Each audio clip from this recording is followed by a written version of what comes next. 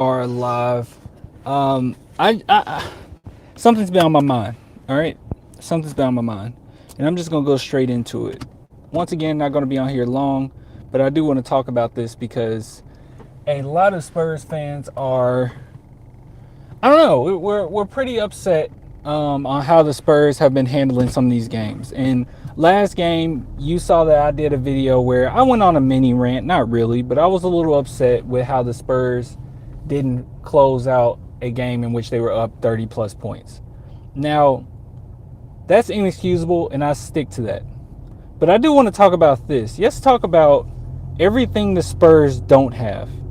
And let's talk about what the Spurs don't have in order to frame our mentality in a way in which we will sit here and we will actually say, wow, this team is impressive. Because a lot of Spurs fans focus on the negative and turn it into a negative. And I'm not going to do that. I'm going to look at our negatives and turn it into a positive. So there's three centralized things that the Spurs do not have. Okay? There's three essential things that the Spurs do not have. And I think that we need to keep this in mind so we can look at this team and say, hey, this team is actually pretty impressive. All right, first off, the Spurs have went against some really hard-hitting teams in the last couple weeks. What's up, KMG? What's up, Isaac? What's up, Eric? Yeah, so we've went against some really tough teams in the last couple weeks, and it's only getting tougher, or kind of the same amount of toughness. I think we got Utah Jazz tonight. So we've been against a lot of tough teams, but we're also missing some key things. And not only that, we're missing some key things, but we're winning to these games actually competing, actually pushing it to overtimes, actually losing by at least like 2-3 points a game. I don't really recall the Spurs too often. I don't know, this season I haven't really caught us too often getting blown out. But with that being said, we're missing a big man. Big problem. I think all of us agree that we need a big man. I love me some Jakob. I love me some Drew Eubanks. I love me some Luka. Dang is new. I don't know. I'm not gonna sit here and lie to y'all and say I love me some Dang. He's just basically a placeholder at this point. But let's be honest, when we lost Duncan, that was a big knock. That was a big punch in the gut. And then losing LA was an even bigger punch because we didn't have somebody to come in to fill in LA's spot necessarily. LA's gone. We don't have anybody really filling that spot. It's going to be some time before Luka can get any better and be able to fill in any type of big man spot. And let's be honest, Jakob Poeltl and Eubanks are more so role players, if anything else. We're missing that spot. We're missing that tough big man that the Spurs, or especially Popovich teams, are accustomed to at least having. So we don't have that. And the fact that we don't have that, and there are some really tough big men in the league, is incredible that we can even stay in these games, to even get so close at the end of games, to even be in a position to win. Period. That's super impressive. So the fact that we don't have a big man, and we're still going into these games fighting, we're still going into these games, trying our best to get as many rebounds. Usually we get out-rebounded, especially on the offensive rebounding front. But the fact that we're playing decent defense at times, the fact that we're getting at least our defensive rebounds, it speaks volumes that all of these guards on our team, that Keldon Johnson, the DeJounte Murray, these guys are helping out Poeltl the best they can as far as getting rebounds. That's incredible. That means that this is a very, very tough team. Okay? So that's something that we're missing. All right? Number two, the next thing that we're missing, and the third one is going to be the biggest one, but the second thing that we're missing is we're missing three-point shooting. Now, I know that's like easy to say, oh no, that's probably the biggest thing. I don't think that's the biggest thing. We're missing three-point shooting. And in today's NBA, we know, basically I'll be honest, the Spurs invented today's NBA, okay? I don't care what anybody says. The 2014 Spurs were three-point shooting machines. Shortly thereafter, other teams follow suit. So we kind of invented it. I know Popovich says he doesn't like the three-point shooting in the league and the direction it went, which it's gone. I know Steph Curry is kind of the face of that, but at the same time, we kind of facilitate that ourselves. But that's besides the point. So we don't have 3-point shooting right now. The only person that we can really lean on consistently for 3-point shooting, I would say, is Patty. And we all know that Patty, he has a lot of things in his arsenal. He has a lot of tools in his toolbox. But let's be honest, Patty Mills is not, he's not a guy that you want to go to just say, hey, you're our sharpshooter. Okay, that's not his style. He's good at a lot of things, but he's not just 3-point shooting. But with that being said, that's basically our only 3-point shooter. Like, if you look at DeJounte Murray, come on. If you look at Keldon Johnson, come on. If you look at Devin Vassell, if you look at anybody on the team, really, that we don't have 3-point shooting. So the fact that we don't have 3-point shooting, and for somehow, some way, we're staying in these games to even compete is crazy. That is like unheard of. If any other coach had this team, they would be trash. They would. What's up, Cody? They will be trash. They will be absolutely trash. So the fact that we, aren't the best 3-point shooting team, the fact that we don't have a sharpshooter is crazy that we're even competing. Not to mention that our star player on the team rarely shoots threes. He doesn't. He rarely shoots threes. Now that puts me into my next point, my final point. The third thing that the Spurs are missing. All right, this is a big three. This is the Timmy, Tony, and Manu big three right here. This is the third thing that we're missing. The third thing that the San Antonio Spurs are missing, which is the biggest thing, is a superstar. We don't have a superstar right now. Now, we are hoping that in the future, Lonnie Walker could potentially be that. I don't know. We're hoping that Devin Vassell can possibly be that. He's a lottery pick. So we're hoping that kind of comes, out of the bushes and we get a superstar. But as it stands right now, we don't have a superstar. DeMar DeRozan is, in my opinion, a all-star. And I think there's tiers to it. I don't think that he's a superstar. I don't think DeMar DeRozan is a superstar. I think DeMar DeRozan is a phenomenal talent. I love me some DeMar DeRozan. I want us to keep DeMar DeRozan, but he's not a superstar. We don't have that guy that we can just put it all on their shoulders and they just murder you every single night. DeMar DeRozan has been putting up some phenomenal numbers, don't get me wrong, but at the same time, it's not equating to a lot of wins right now. Now, if we had, say we replace DeMar DeRozan with Giannis, it will be a totally different team. It will be a totally different makeup, and a lot of these games that we lost would have been wins.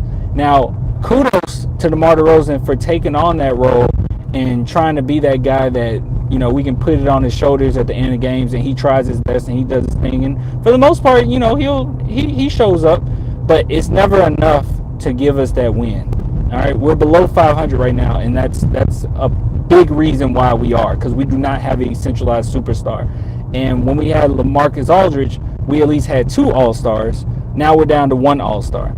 So with that being said, I think that it is crazy that we're even in this position. Now, with all that being said, like all those negatives, all the things that focus on what we don't have, I think it's very important to look at what this team is and what they can be based on that. The fact that we don't have those 3 things, that we don't have a big man, a primary big man. We don't have an inside game really from a big, and that's most effective inside game is from a big. We don't have that. Okay? We don't have a superstar. We don't have 3-point shooting. How is the Spurs in these games?